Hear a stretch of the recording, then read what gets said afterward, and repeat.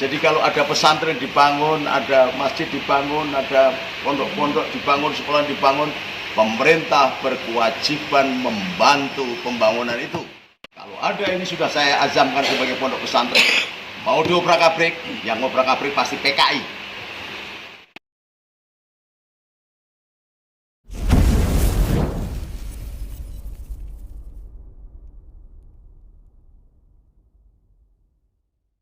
Sebangsa dan setanah air, kadang kita berniat baik, berbuat baik, melaksanakan niat baik disuudoni oleh pihak lain. Itu wajar. Bagi seorang pejuang, kita harus sabar. Sabar itu bukan berarti kalah. Sabar adalah kita mencarikan upaya yang sebaik mungkin agar kita menemukan titik kemenangan, tapi menang yang tidak ngasoratul. Kenapa saya bicara begitu? Karena kadang-kadang orang-orang memiliki sifat alfa, bahwa undang-undang pertanahan dalam hierarki hukum di Indonesia itu diawali yang pertama adalah Undang-Undang Dasar 45, lalu Undang-Undang Dasar, lalu Undang-Undang, lalu Peraturan Pemerintah Pengganti Undang-Undang, baru setelah itu Perda. Maka segala bentuk perda, saya sudah menggagalkan 4.800 perda syariah yang dipakai kemudian dimunculkan oleh kelompok radikal DPR dari PKS dan kelompok-kelompok radikal yang akan mencoba menggantikan Undang-Undang Dasar 45 ini dengan syariah, dengan kepemimpinan khilafah yang diusung oleh HTI, FPI, Wahabi, Salafi, dan PKI Arab. Maka di Buni Pati ini darah terah Pangeran Benowo yang paling berhak sesungguhnya di dalam suksesi Mataram Islam. Penduduknya bukan orang sembarangan, rakyatnya bukan orang yang gampang diintimidasi. Dan sore ini dengan ikhlas Kang Safa menghibahkan bangunan dan tanahnya untuk dijadikan sebagai markas PGN sekaligus pesantren tahfidzul Quran yang sekaligus akan kita labeli sebagai pesantren multi agama. Semua agama boleh berkegiatan di sini, semua agama boleh berdoa di sini, semua agama akan mendapatkan perlindungan yang sama selagi dia masih penduduk Indonesia. Maka tidak boleh di mana bangunan disebut nama Allah, nama Tuhan, dirusak semena-mena oleh manusia.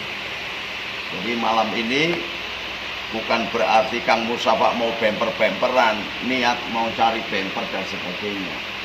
Saya juga tidak butuh tanah-tanah. Tanah saya banyak, ratusan hektar di mana-mana ada. Tetapi ini mendudukkan persoalan sebagaimana proporsinya, sesuai dengan porsi dan proporsinya. Kalau tanah ini sudah bersertifikat, logikanya melewati pengeringan, dan itu disetujui oleh Pemda sendiri.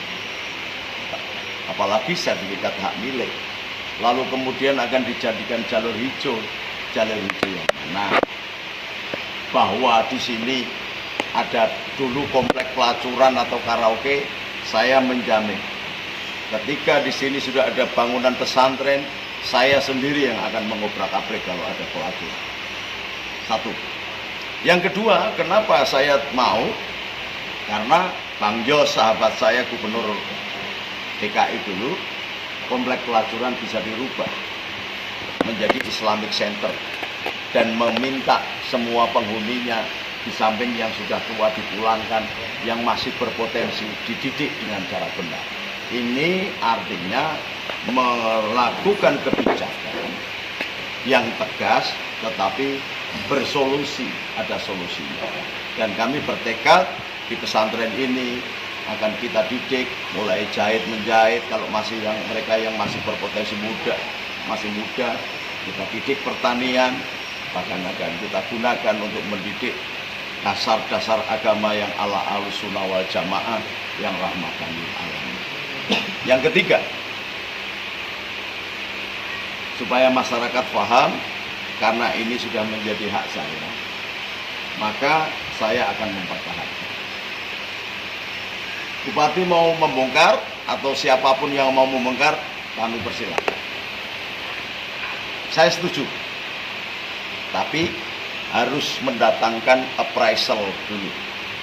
Appraisal itu petugas yang menilai-nilai bangunan itu.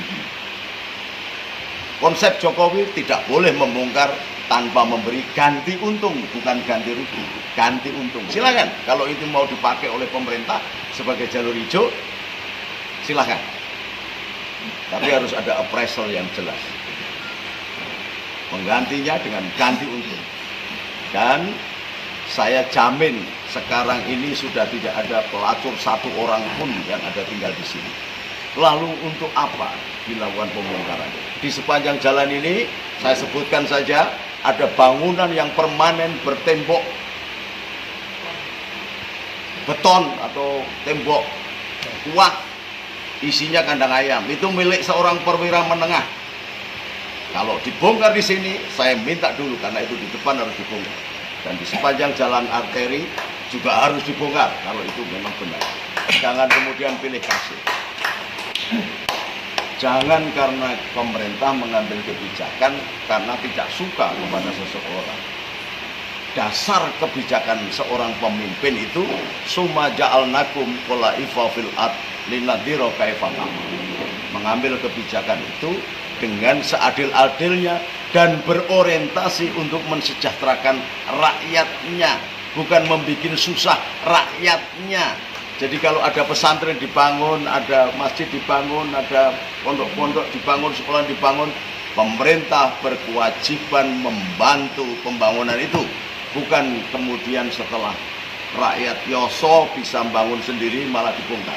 Ini pelajaran yang sangat tidak baik. Maka saya mohon dengan sangat pihak Forkominda dan Pak Bupati, wabil khusus Ketua MUI atau Ketua FKUB, tolong melihat persoalan ini dengan benar. Saya mendengar rekaman dari Ketua FKUB yang akan mengerahkan banser. Kalau sampai nanti kami benturan, saya cari dulu Ketua FKUB. Karena dia adalah orang yang melakukan pembakaran, orang yang melakukan adu domba, orang yang tidak bertanggung jawab. Saya tidak pernah, saya sebagai dedengkotnya Banser, bahkan saya baru saja pulang membentuk Banser di Kepulauan Semelu, Aceh, bagian Indonesia paling barat. Dan tidak ada yang namanya Banser diinstruksi oleh Ketua FKUB. Nggak ada ceritanya. FKUB itu organisasi papan nama saja yang tidak pernah bergerak, ngabisin dana APBD saja. Tetapi ketika ada orang Kristen diobrak-abrik, orang Hindu diobrak-abrik, orang Buddha diobrak-abrik, diem saja. Saya yang memimpin Forkagama se-Asia, saya yang membela ketika ada tempat-tempat ibadah diporak-porandakan dan dirusak. Maka tolong Anda menjadi pemimpin, ada tugas dan tanggung jawab. Kullukum ra'in wa kullukum mas'ulun an ra'iyatihi. Setiap kamu adalah pemimpin dan setiap pemimpin akan dimintai pertanggungjawaban. Saya baru melihat kali ini seorang pemimpin mau mengobrak-abrik pondok pesantren. Kalau ada ini sudah saya azamkan sebagai pondok pesantren, mau diobrak-abrik, yang ngobrak-abrik pasti PKI. Tolong jangan dihapusin. Yang mengobrak-abrik pesantren adalah PKI. Dan saya akan menghadapinya. Sampai di mana? Apalagi kalau kemudian Perda itu yang menegakkan Satpol PP, bukan kepolisian, bukan TNI. Jadi saya akan datang, saya akan lihat siapa yang memimpin pembongkaran. Akan saya foto dan saya akan minta ganti rugi. Karena sudah melakukan pendoliman. Orang-orang yang begini tidak mencerminkan seorang pemimpin yang baik.